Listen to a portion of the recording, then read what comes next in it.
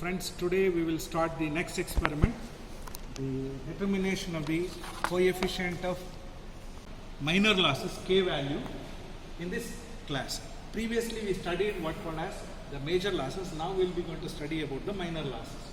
The minor losses are 1, 2, 3, 4, 5, 6 and 7.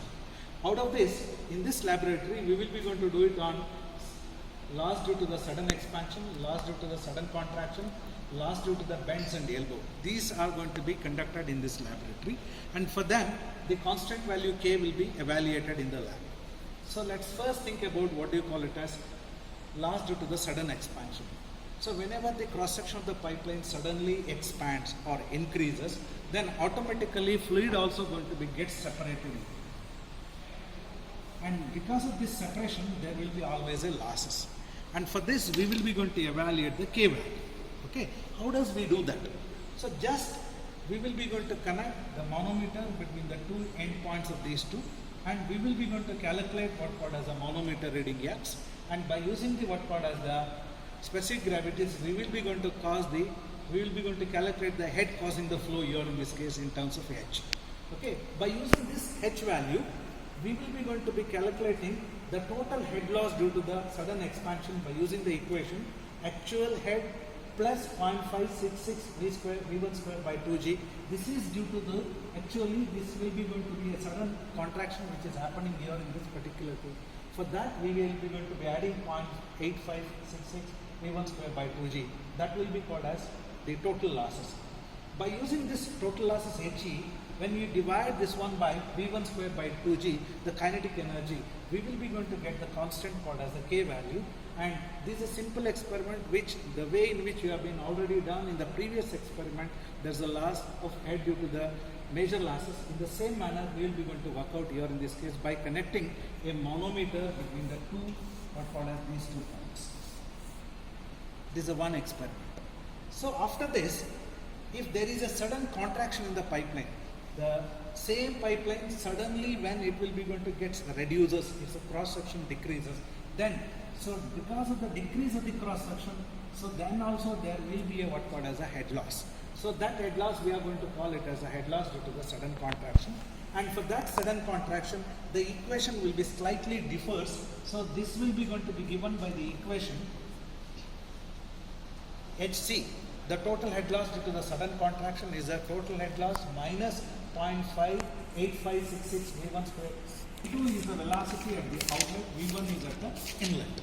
Okay, so by using this particular what called as the equation, the second experiment, the head loss due to the sudden contraction can be calculated by using this simple formula and this simple equation by connecting the manometer between these 2 points.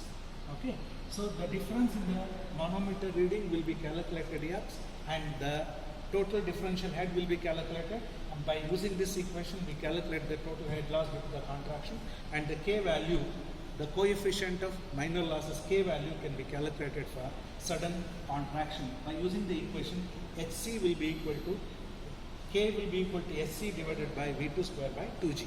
This is the second experiment. Okay, third one will be experiment due to the what called as the elbows and bends. So in the pipe fitting, we will be going to introduce lot of bends and the elbows. So whenever there will be a elbows or the bend, there is a change in the direction of the flow. Because of the change in the direction of the flow, there will be certain losses. These losses can be also going to be calculated, and this will be calculated by using the simple equation here in this case. So we will be going to connect the manometer between the two end points here, and we will be going to record the what called as a differential head between the 2 points, and this will be X. By using this, we will be going to calculate what called as the differential head. Okay, and the K value will be calculated by using the simple equation. K will be equal to total head divided by the V square by 2G, the velocity in the pipeline.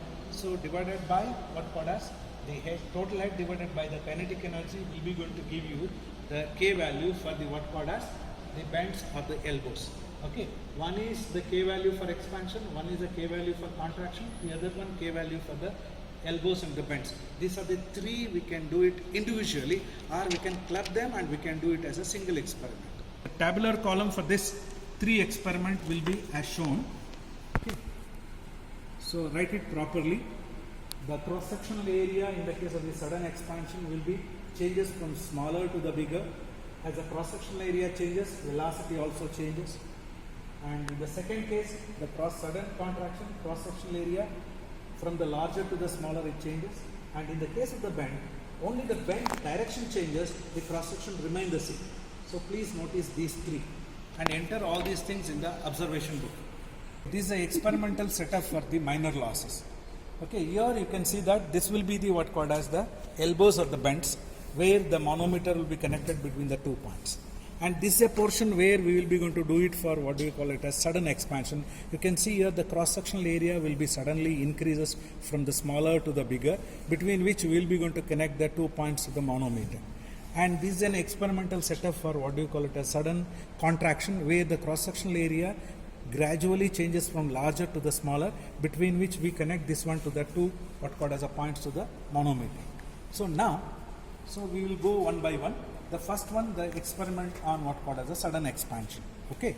Now these 2 points has to be opened, and the remaining all other walls has to be. The first one will be on the head loss due to the sudden expansion. These 2 walls will be opened. Okay. Then automatically the manometer reading has to be taken here in this case. Okay. And by operating this particular wall, the flow will be going to be collected in the measuring tank.